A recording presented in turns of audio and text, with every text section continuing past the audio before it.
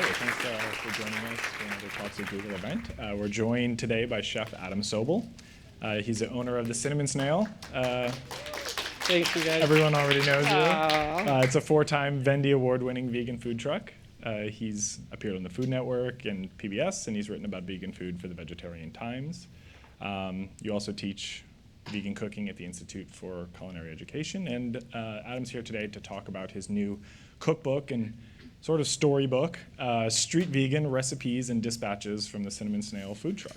So thank you for joining us today, Thanks Adam. for having me here, you guys. Yeah, so let's go back to the beginning of the story.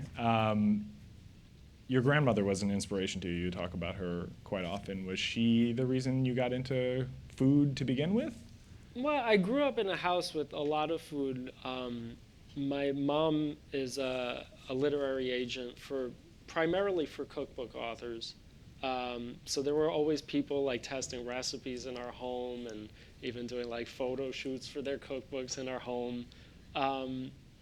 And I definitely started learning cooking from my mom and grandma. But really what got me into preparing food professionally was when I met and fell in love with the woman who would become my wife and who I've had kids with in my late teens. And when I met her, she was really one of the first vegan people I'd gotten close with, but ate this diet of like French fries and canned soup and kind of like the worst, devoid of nutrition kind of food. And I wasn't vegan or vegetarian, but I really agreed with the ethics behind her decision to eat that way and live that way. And I really wanted to learn how to make yummy food so that I could make great things for her all the time.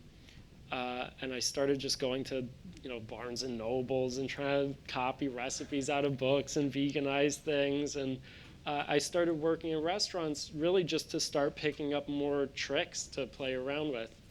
And then working in restaurants, I myself became vegetarian and then vegan. People would come into the restaurants trying to veganize things or vegetarianize things that were on the menu.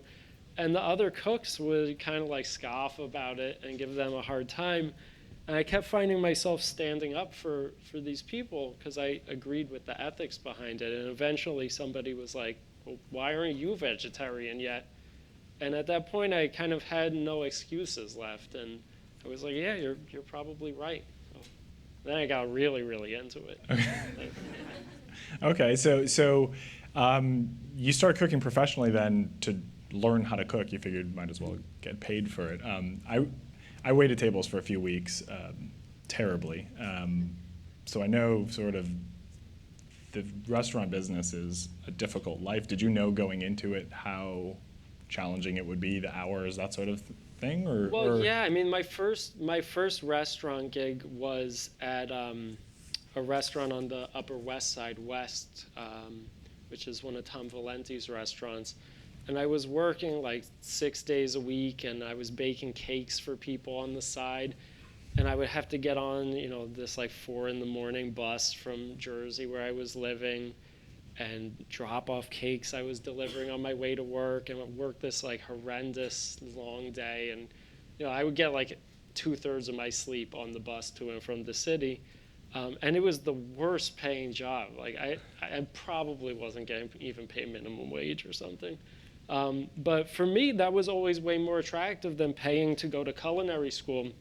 I always really hated school myself, and now my kids, we homeschool our kids. Because it's just not a fun way for me to learn. I'd rather get paid very little and work long days to learn that way. It's more fun for me.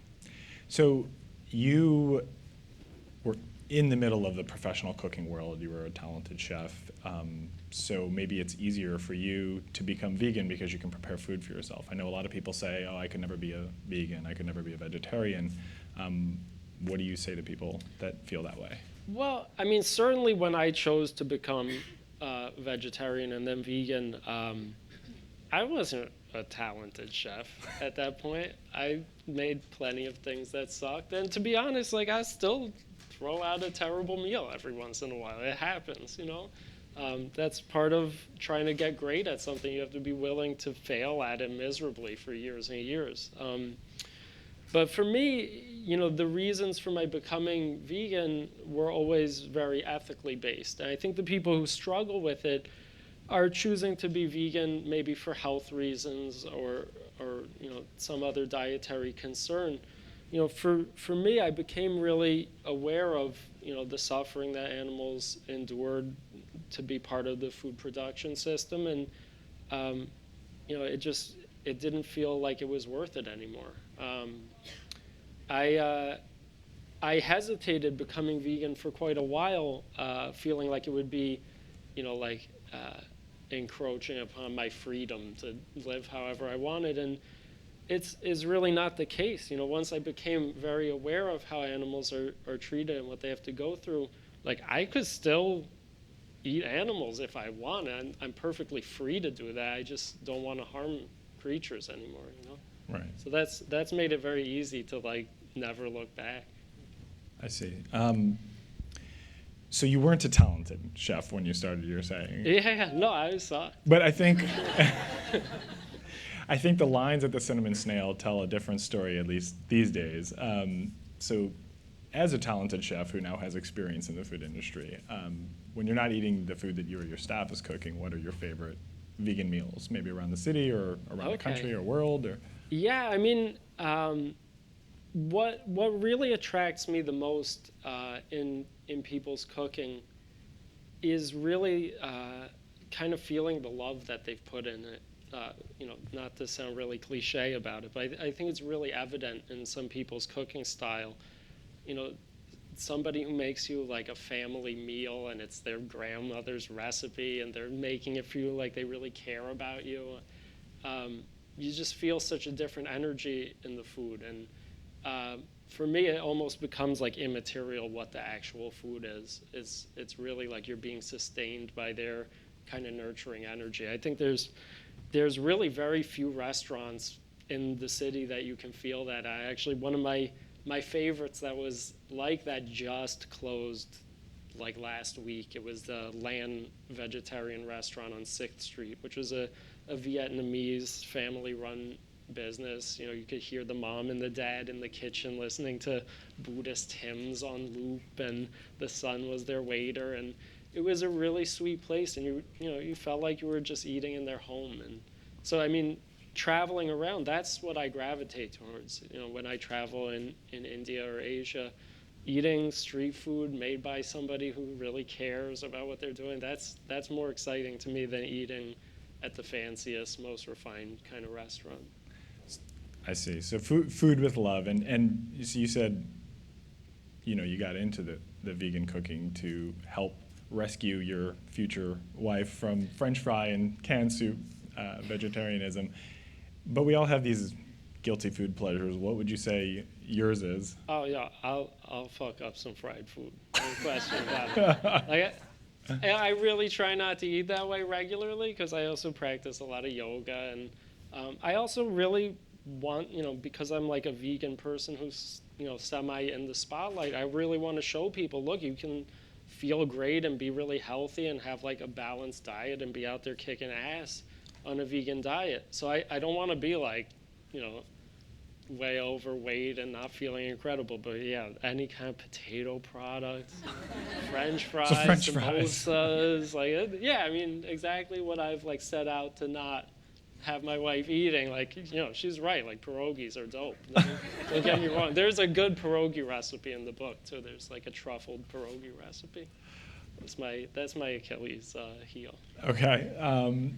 So why then did you decide to pursue a food truck instead of a more traditional restaurant? Yeah, so after the first restaurant where I'd been working in, which was not a vegetarian restaurant, I started working in all these vegetarian and vegan restaurants, and always felt like the clientele was largely people who were already vegan or kind of like accepting of it. And I felt like culturally we have such a stigma against vegan and vegetarian food, partially because it was terrible in the 80s and 90s, what most people experienced. like sort of macrobiotic-y type food. And then there was this era of like very, very processed vegan food, all fake meat made in Taiwan. And it's just two extremes that were not very good that became kind of like the public's consensus of what vegan food was about. And I really wanted to be able to bring vegan food out into the world where people who would never be caught dead going to a vegan restaurant would see this like huge long line down the street, and there's this display case of all these really tempting looking donuts, and they'd be like lured into the dark side. So that was always my intention with it. And it's, in my experience, that's really what we accomplished with it. I think, predominantly we served people who really didn't give a shit about veganism and were just excited that it was really yummy food and available to them right in front of their office. And to me, that's like the biggest part of our success, is that we've been able to kind of help dispel some people's misconceptions about it as a culinary form. I see. So it was bringing food out on the street to the masses, like the street food that you like in Southeast Asia, and yeah. sort of in that same vein.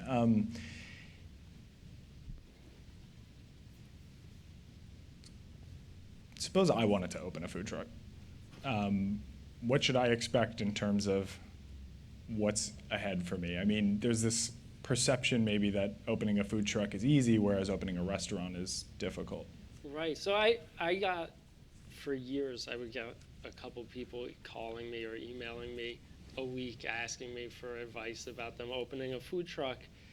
And I used to be all like, oh yeah, you should go do it. It's the most fun thing you ever did. People, it's so gratifying. People come up to you all day and they get really, really happy in front of you, and then they leave. And it's like really fun in that capacity. But it's kind of like the ultimate food service nightmare too. Like it's every problem that a restaurant has, because especially in the kind of like complex way we did our food, we had to have a huge kitchen facility where we prepped everything at also. So we have all the same different types of things break, all the same kind of staffing issues. And how many people work behind the scenes there? Quite a lot of people. A lot. By the time we had a couple trucks, it was dozens of people. I mean, it's not Google style. We gave them Razor scooters to get around the kitchen, but it wasn't. We started with two people, this dope, so. But yeah, it's like extremely prone to disaster. There's in addition to all the things restaurants deal with, then there's like you break down, and there's parking tickets, and people have this really confrontational thing with food trucks. Like the pizza place up the block feels like you're unfair competition, and they'll like call the police on you. And then especially in New York City, the laws are very different city to city, but in New York it's like ridiculous. Essentially food trucks are more or less illegal in the city. There's this illegal black market, which is the only way to obtain the permits for them. And then once you even get all the permits and insurance, and everybody's got workers' comp, and everything's like as legit as you can possibly make it, they've made it as of a few years ago so that you're not legally even allowed to serve food if you're at a metered location, which is every single commercial space in Manhattan.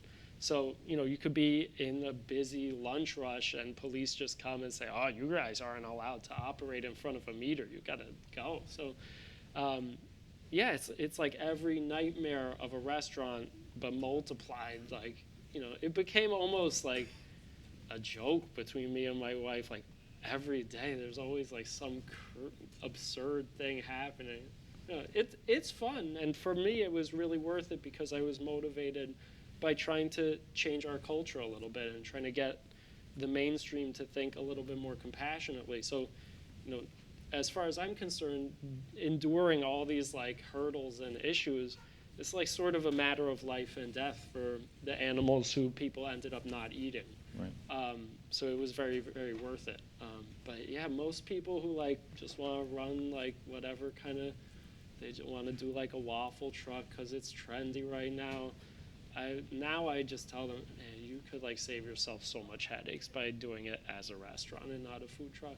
Right. So you mentioned this shady black market of permitting.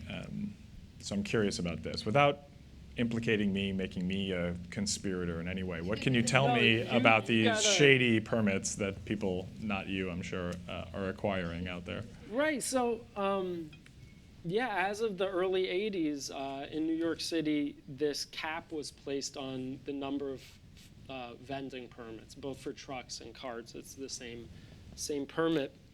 And when they went in place, anyone who had them was able to keep renewing them for about the cost of $100 a year. So they realized now there's this heavy demand for these permits, and they can keep holding on to them and renewing them and renting them out illegally for more than 100 times what they're worth. And there's no other way. You can't get on a waiting list because nobody's going to let theirs expire and go back into the system. So it's amazing in New York City, which you feel like is kind of this like hyper controlled environment where there's like police everywhere, but still so many things are regulated in this kind of shady fashion in New York. It's the same for taxi cab medallions and liquor licenses and a variety of other things. So yeah, that actually prevented us from opening up initially in New York City because we just couldn't even find one. It took a couple years before we were able to obtain one, and it was the shadiest thing I've ever had to deal with. And like I bought drugs when I was a kid on the street in New York City. This is way more shady than that. And it's it's like large sums of money in cash you're handing some guy in like an industrial area of Queens in a paper bag. It's like horrendous. Like I don't recommend having to do that to run your business. It was like exactly out of the movies, basically. Yeah. It's like I regularly had to deal with the cast of The Sopranos and stuff. So while we're on the subject of bureaucracy, what are the health regulations and health inspections like for food trucks? Are they different than restaurants? Yeah, actually, it's kind of another really big misconception people have about food trucks, because I guess 20 or 30 years ago they were like kind of this like completely unregulated outlaw thing.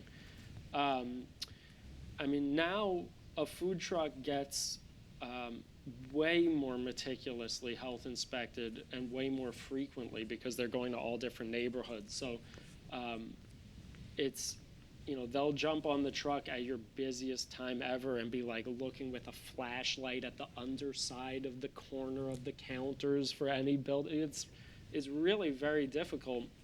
So food trucks really have to be up on their game because the fines are enormous. And they can, shut you down completely. So just like a restaurant has, food trucks have to have all the same working hand washing facilities and all this type of stuff, which is a huge challenge. Your restaurant parks outside in the winter and all your pipes want to freeze every night, and it becomes like this whole other dimension of crap to have to worry about to be able to be up to health code. But it's doable. It's just hard. I see. So it seems like the bureaucrats, the policemen, they can either kind of be your best friend or your worst nightmare. In Street Vegan, you tell an interesting story about an experience you had in Hoboken with a police officer who kind of gave you a hard time. Can you talk about that? Yeah, sure. So Hoboken, like I was saying, all the towns and cities have their own unique ordinances about vending, and Hoboken's one was really weird. It was that you had to move your food truck after every single sale. You had to in the suburbs, like the roving ice cream trucks, they'll like throw you an ice cream out the window type of thing, which is like it can only work for pre-packaged junk food type products. If you're like setting up an official kitchen on the street, that takes at least 45 minutes to just get everything settled and the grill's lit and all this stuff. So, like it is in New York, where you have to find this balance of where to park, where nobody's going to call the police on you and these types of things. In Hoboken, it was like you had to find a spot where you could stay and had good enough foot traffic and nobody was going to bother you, like somewhere, on the outskirts of town. Where you might do a cash deal. Yeah, it was very typical of food truck world. So in the first week or two I was operating, still really learning the ropes of how all this stuff worked. We opened on Valentine's Day of 2010, and it was freezing cold. The first day we were like shoveling feet of snow off the roof of our truck when we were opening. And it was so slow on this like one waterfront block that I had found that was kind of safe that I started venturing deeper into like the downtown area of Hoboken. And this one morning I set up, and after making a couple sales, this cop came in like full Gestapo leather. He's like from a policeman from hell type of character. And he's like, oh yeah, you gotta move right now. So it was early on a Sunday morning. I saw there was a spot across the block. So I went over there and I opened up and I like sold somebody an order of pancakes. And immediately the guy was back. He was like, I'm gonna keep following you around like all day. You gotta keep moving.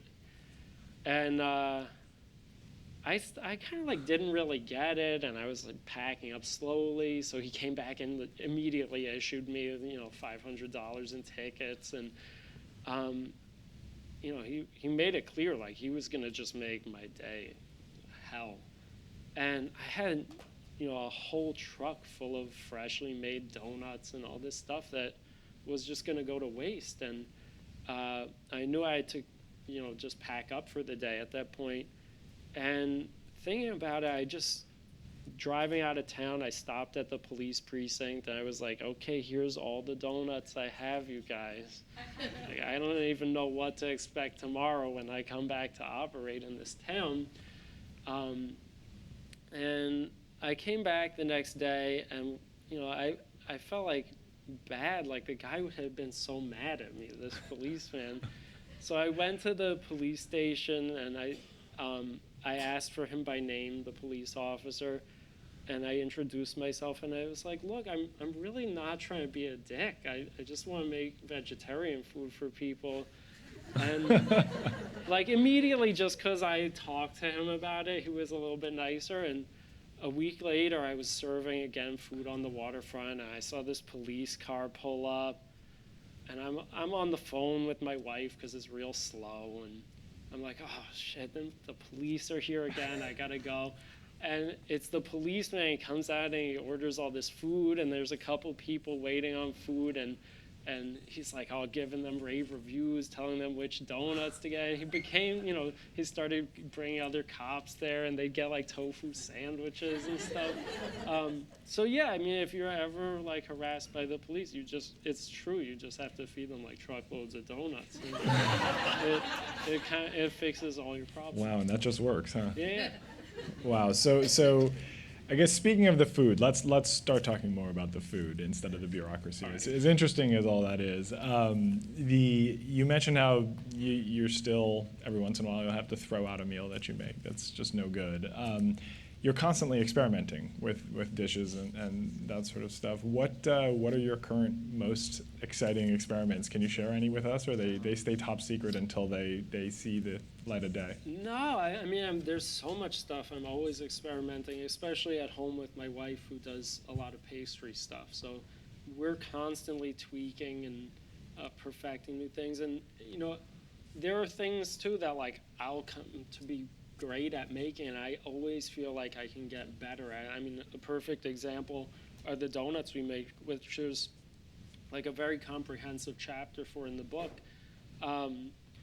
It's something that I'm constantly playing with and tweaking different methods for exactly how they're glazed. And if you glaze the donuts while the donuts themselves are still warm, it has a very different effect than if you glaze them after they've cooled, because the warmth of the donut makes the glaze drip down in a thinner way.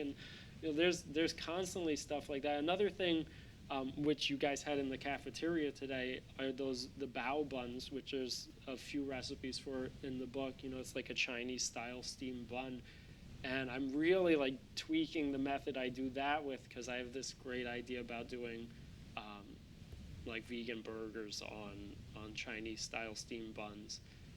So to make it work as a real burger bun, it takes some tweaking so that it's still soft and wonderful, but can be substantial. Right. So I'd imagine that one of the challenges for this book is taking recipes that you normally make for hundreds or thousands and making it so that I can make 5 at home or something like that. What was the process you went through in terms of picking recipes and then coming up with measurements that a home cook could follow, and how do you know that the recipes come out good in a home kitchen? Right, yeah. Really all the recipes had to be kind of recreated from the ground up. We do them such large volumes and use industrial equipment for making them that it really only made sense to figure out, instead of doing the math of dividing the recipe we have by 2,000, figuring it out fresh and really approximating the taste perfectly.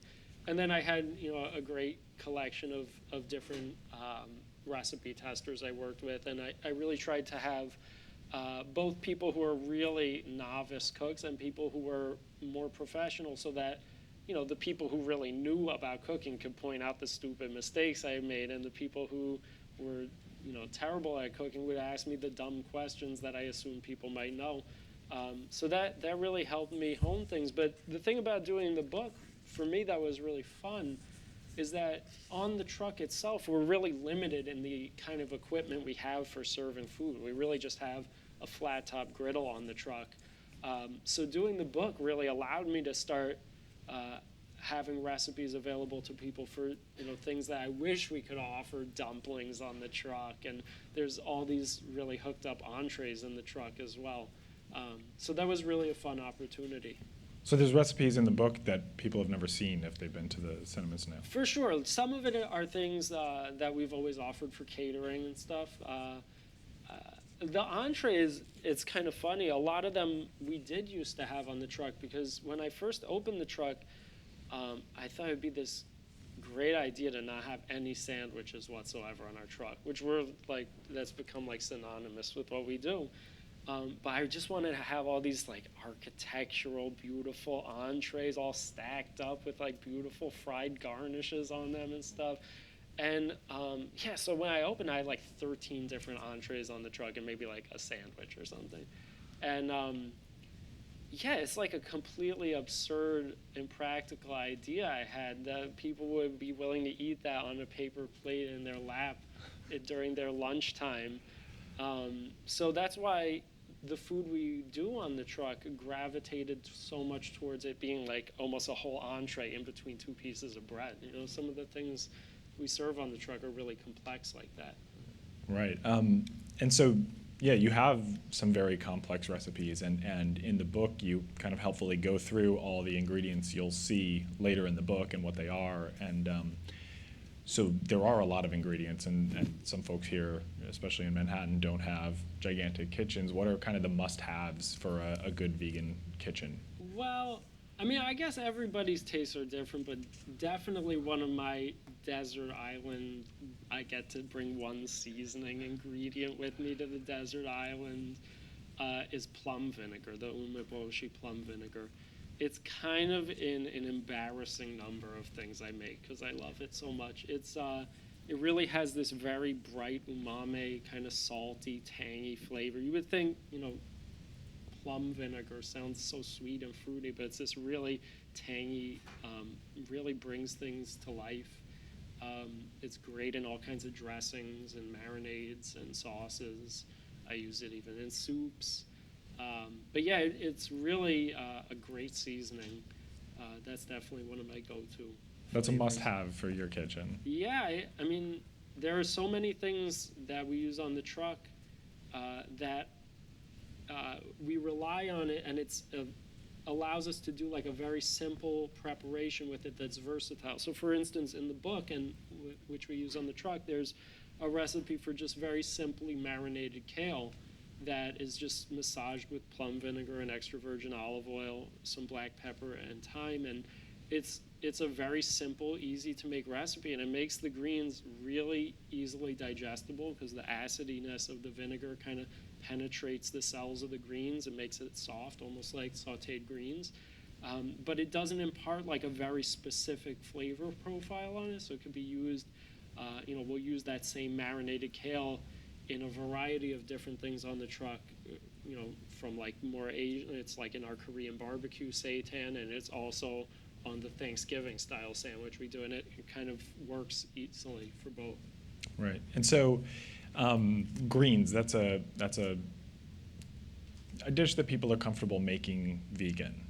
You're known for donuts and pastries, which is they're dishes that people probably don't know how to make vegan, or that non-vegans are surprised to taste, and there's no animal products in them. So how do you veganize pastries? Is it all your wife? Has she got the secret recipes for that? Or she is magical, but okay. it's taken a lot of us both tweaking the recipes. And I mean, to be honest, I think most people wouldn't know how to make a not vegan donut either. It's not something that a lot of people do. And to be honest, it's kind of a pastry art form that I feel like was almost completely lost. During the 70s through the 90s, really this industrialized model of donut production, started proliferating, stuff like Krispy Kreme and Dunkin' Donuts and Tim Hortons. And really like the kind of mom and pop, like handmade donut tradition was almost completely lost, because it was something as a culinary form that was never really very well documented. There's only a couple there's not many books about it. Most resources online about donut making start with like a can of Pillsbury muffin mix or whatever. It's something that learning to do vegan, we really had to start with like nothing and just start making stuff up and trying things. And, writing a donut chapter for the book was a really interesting challenge, because it's not the type of thing you can just hand somebody a recipe for and expect them to pull it off with finesse. There's kind of a lot of variables that can really make or break it. We created these donut recipes, and then we would figure like one day it would come out amazing, and the next day they'd be like horrible and had soaked up all this oil. And we would start noticing, the exact amount of time that the donuts sit, before you actually form them into donuts. The dough sits so that the liquids really hydrate the cells of the flour. It really matters. And exactly how frequently you filter the oil if you're frying donuts every day. If you're not throwing out the entire $700 fryer worth of donut oil every day, you have to filter it very frequently. There's only, because the oil starts transforming. So in writing that chapter, I had to kind of like lay down a little bit of a primer on exactly, some of those variables, exactly how long you want to mix the dough for, and how to proof the donuts if you don't have like a commercial proofing oven. So it forced me to get really creative and think of all these things. I see. So both you and your wife have the cooking skills. Who does most of the cooking at home? I do most of the cooking at home just because I'm a lot faster than she is. And no one has time to wait for that. Well, yeah, I mean, we've got two kids Right. who like always want to eat 24/7. What are their most requested dishes? What do the kids want? Well, my 6-year-old would eat burritos like 3 times a day if I let her. But what are the like real big hits in our household? The blintzes I make are really a big hit, and there's a really great solid recipe for that in our book, which is kind of based off of my grandmother's method for it. It's filled with kasha and fried onions, and there's the method for making really good quality homemade applesauce and tofu sour cream and stuff with it. There's also a soup that's in the book that I make a lot at home that's like a coconut curry soup with chickpeas and Thai basil. My wife and kids went to Thailand about a year or so ago, and they're like so addicted to Thai food now. So I've had to get really, really legit, because in the beginning I would make stuff for them and they'd be like, oh, this is good Thai food. And then they went to Thailand. I really had to step up my game. Then they knew you'd been lying the Yeah, whole they're time. like, oh, I was trying to pass off like Cambodian food, and then they found out. So I see. So a lot of Thai food around this. yeah. Well, at home too, we pretty simply for the most part. We eat a lot of really vegetable-based meals. We try to have, especially because we have 2 kids we've been raising since birth vegan. I really put a lot of extra effort into making sure they have a very well-rounded diet, and they get a lot of dark greens in their diet, so they're really thriving. So kind of due to all this permitting hassle and the food truck life getting to you, the Cinnamon Snail's recently retired its daily lunch service here in New York. Where can we get all this food you're talking about? Right. So, now you can should get buy it in the- your own I was kitchen gonna say, with my you should book. buy the book, cook it at home. But yeah, we're running the truck kind of here and there at events in New York. There's the monthly vegan shop up events that are in Brooklyn. There's the seed market that's by the Altman building on 18th Street that we'll be doing once a month. And then outside of New York, in New Jersey, our New York City permit nightmares don't apply there. So we'll be operating at the Red Bank, New Jersey Farmers Market, and hopefully the Jersey City Farmers Market as well. But yeah, we're doing a little bit of catering. I'm kind of like conspiring my next big crazy thing. What's the next big crazy thing? You can tell us. It's just between me, you, and YouTube. No.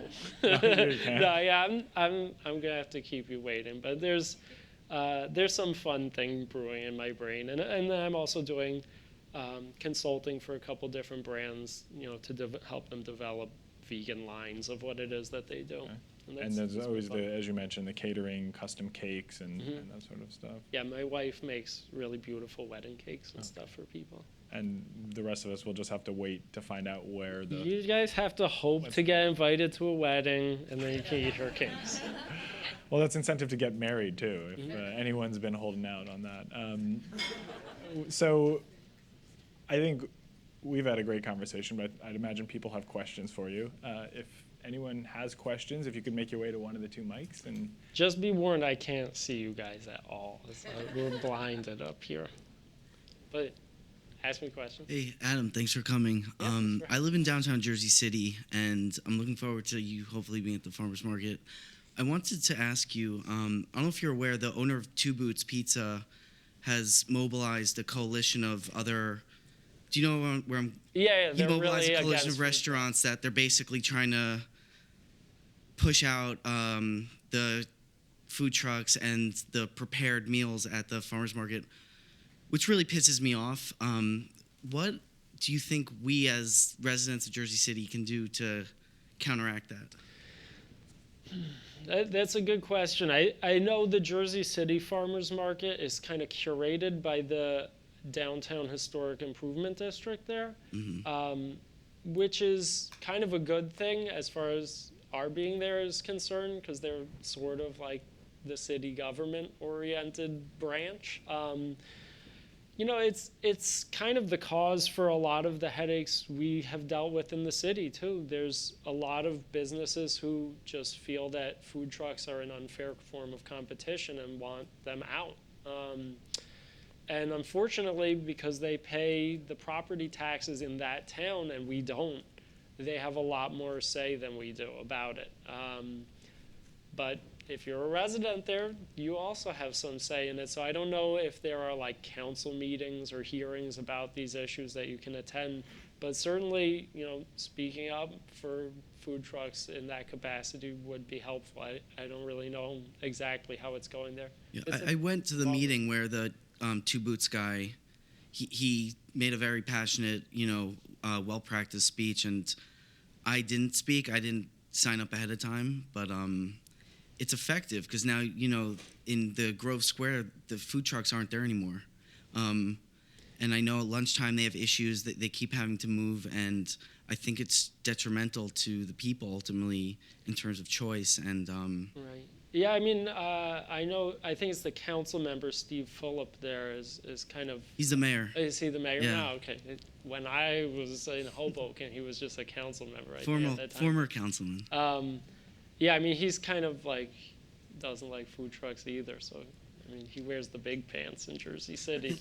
But I Two Boots guy, if you're listening now, I challenge you to a rap battle or something. We can sort it out. I think that folks who really take issue with food trucks have kind of this like absurd, outdated mentality about business. And they don't really understand how much foot traffic we bring to the neighborhoods that we, visit, and I hope he comes and we'll do the rap battle. We'll Looking forward to it. Thank The you. truckload of donuts worked with the cops. Is it possible that would be a lobbying technique for you? Well, if it's like pizza guys, I'm up against, like, they already eat mad dough. I say go products, straight to and straight to the mayor, though. I mean, Yeah. ultimately the Two Boots guy. The problem is for food trucks, kind of no matter where we operate, is there's always like many forms of opposition to face, and all over the country there's been like these food truck coalitions starting up. There's in New York City there's the Street Vendor Project and the New York City Food Truck Association, which both try to fight for vendors' rights. But I mean, we're kind of like the smallest type of small businesses versus like every Starbucks in New York City who has lobbying power and all this stuff. So. I wonder if, just on that topic, I wonder if there's an opportunity to offer your goods for sale within Two Boots, right? Prepare the food, bring it to them, let them sell it. That will bring way more foot traffic into their store. Maybe they'll get on your side that way. I would go there. I also live in Jersey City. Hi. Thank you so much for coming. We bring in some of the luminaries of the world in terms of like genius scientists and interesting people in the tech world to give talks like these. But all the most exciting people that, for me personally, like you're it. Aww. I tried to start eating vegan 3 years ago. I had like very serious health issues that I couldn't get over, and switching to vegan really fixed it. And the first time I had Cinnamon Snail in Jersey City, that was when I switched from saying, like, eating vegan really sucks, but it's making me healthy, so I'm going to do it, to, like, this is freaking awesome. I've never had anything like this before. So thanks so much for doing that. And then also bringing it here to work after the truck went away, which was the most depressing time in my time in Jersey City. But the question so I wanted to tell you that so you know. But what I really wanted to ask about is the word vegan. I feel like there's such a stigma associated with the word for really no good reason, right? Like I mentioned that, your food is here today to some of my colleagues, and that it's like really, really amazing, and they should like take the trip to the 8th floor to make it happen. And they said, yeah, like I'm a meat and potatoes kind of guy. I'm not that adventurous.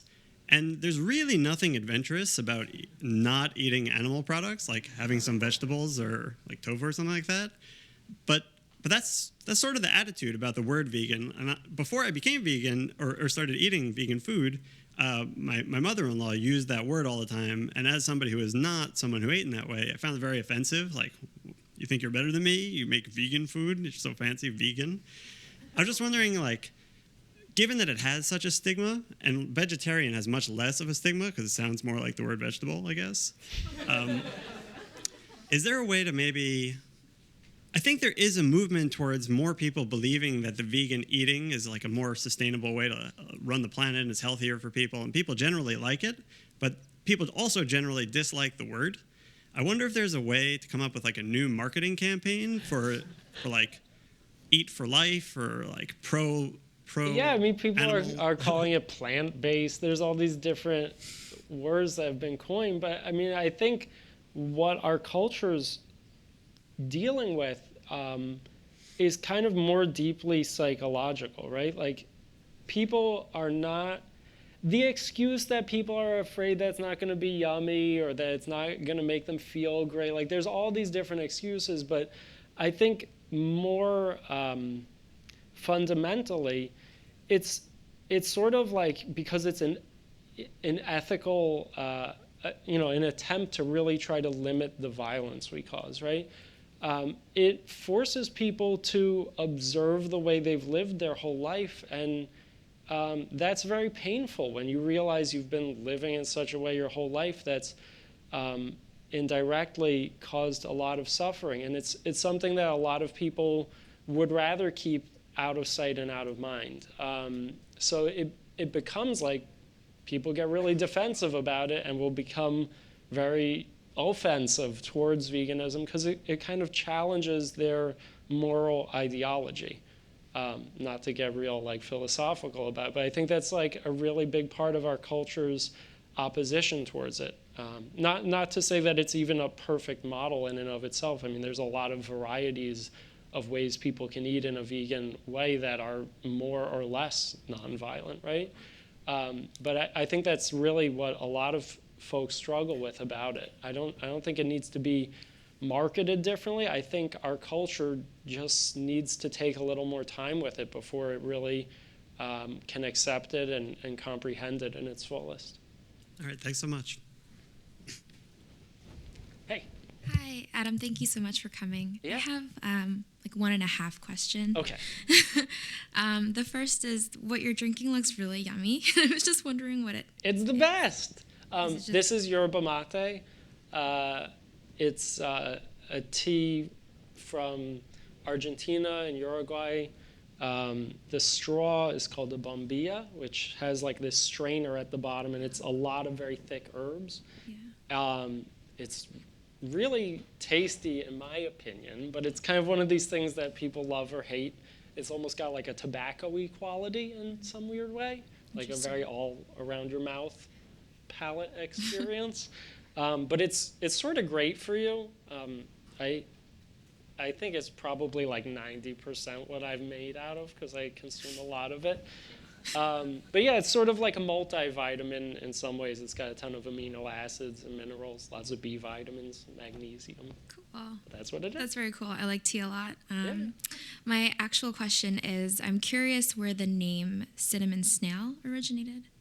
Well, I get asked this question a lot, and honestly, like I wish it had a cooler background story, because then I would have this cool story to tell all the time. But really, like it just kind of sounds cute. It's another name for cinnamon buns, which my wife and I were making for our local farmers market before we launched the truck. And really, the translation in Danish, I believe it's kanelsnegl, is what you call a cinnamon bun, which directly translates to cinnamon snail. So, but yeah, really, yeah, there's not, it just kind of sounds cute.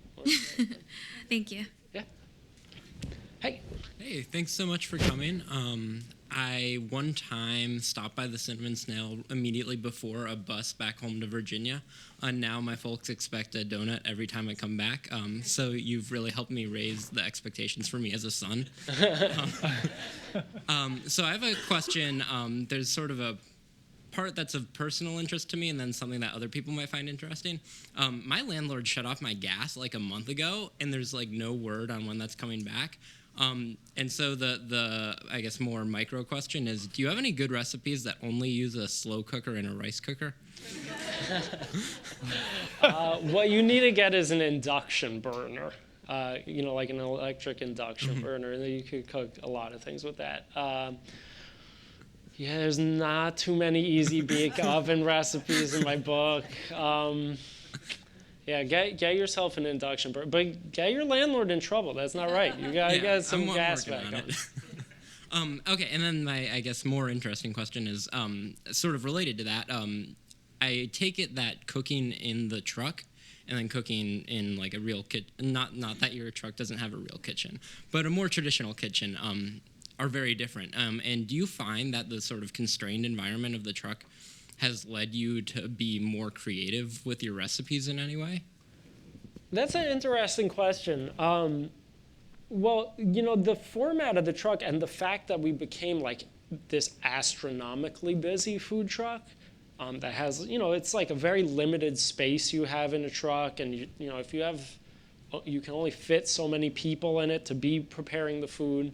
So more than anything, what it really caused me to rethink is ways we could prepare this food as quickly as humanly possible without it diminishing from the complexity and the freshness of it. I don't know how much that's reflected in the book, because the book doesn't have those same constraints. But what it did is force me to also plan ways we could prepare the different components of the food. So it was really just like the very quick reheating and assembly of things on the truck. We have like this 5,000 square foot production kitchen in Brooklyn where we make all the different sauces and things like that. But yeah, it was a really fun challenge. And, that's something that's really always been attractive to me creatively, is like forcing myself to deal with like these irrational types of challenges as a cook or in any creative capacity. That's one of the things that's been fun for me to learn how to make vegan food.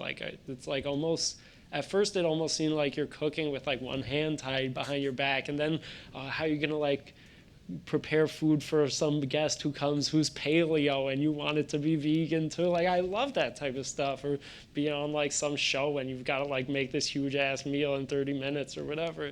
That stuff's really fun to me. So that always gets me excited creatively. Cool.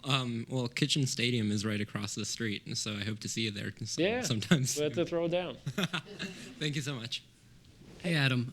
Really quick question. Kickstarter. Can you walk me through your decision to try to raise money on Kickstarter, and whether you think that's a good platform for food trucks or restaurants? Right. So we did a Kickstarter for our second truck, which became like the most successful food truck related Kickstarter ever. And it was kind of really out of necessity. Without getting too deeply back into like all the permit related stuff, we were waiting on a permit renewal for our one truck, and it was going to take months because with the black market we were going to like have to fly the permit holder back in from Pakistan to be there for it. And anyway, so the easiest way to be like back open in business immediately was to buy somebody else's fully already outfitted food truck that had a permit on it already. And it was really expensive to do that, and largely the expense of that was because of the permit that was like this sticker that was on the truck. We got really screwed in that transaction, in that when we bought the food truck from its previous owners, the permittee who saw that the food truck was changing hands and who had already been like paid in full for the next 2 years of the rental of his permit, decided that he could rent that permit to somebody else at the same time. So he reported that one stolen. So he went and got a new copy of his permit and rented it out to some other truck. And then a couple months down the road, we got inspected, and they were like, your permit's reported stolen, you're fucked. Not to say that that's going to happen to everybody. It's a difficult thing. I think some food trucks have initially gotten their start on Kickstarter, but it's kind of hard for most people to do that if they don't already have like this huge social media following and reputation and stuff. There's probably like millions of people throughout America who want somebody to buy them a food truck because they think they're a great cook or whatever. So I don't know if it's the way into food truck heaven for everybody, but it got us back up and running in a few weeks, and it was very helpful.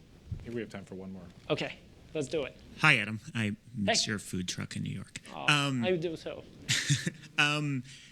Correct me if I'm wrong, if I'm remembering this wrong, but your truck had a policy where if anyone who was basically looked like they're homeless or pretty poor, they'd just be given free food and free coffee. Mm-hmm. How did you decide that would just be a policy you do, even though you're a very large business at that point? Did it start small and just become your policy? And like, I just also wanted to comment that was amazing. I just kind of saw it happen one day, and then I actually looked at your website and it said something about that this is just your policy or whatnot. So how did that come about, that just became what happened at your truck? Right. I guess about 10 years ago or so, I traveled to South India for the first time. And for some reason, I had like all these bananas that somebody gave me the week before I went to India. So I made like a shitload of banana bread, and I brought it to the city with me on my way to the plane to India. And I was gonna like give out the banana bread to homeless people or whatever. And I had like one piece left. I hadn't found somebody to give it to, and I just brought it with me to India. I figured, I'll just like give it to somebody in India. This will be cool. And my first day in South India, like immediately from leaving my hotel room, there was this alley, and this kid crawled out of the alley who was like looked to be the same age as my daughter did, probably like 2 years old or so.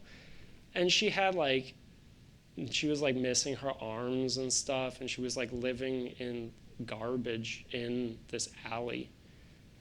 And I gave her my banana bread, and I was like, wow, this is gonna be such a heavy kind of trip here in South India. And on that trip, there's like such desperation throughout a lot of India and Southeast Asia, such severe poverty. And it's so easy to help people in a third world country where you could like buy them a whole meal for the equivalent of 20 cents, or bring somebody to the hospital for the equivalent of, $20 for like a life-changing surgery. And on that trip, I just decided like I could never say no to somebody again who's in need. So yeah, that really like shaped my business practices, and like even just how I live. Like I could never not give somebody money who's asking for money and stuff like that. Thanks. Thank you so much for joining us today. Yeah, thanks for having me, you guys. Buy street vegan. Cook the donuts at home.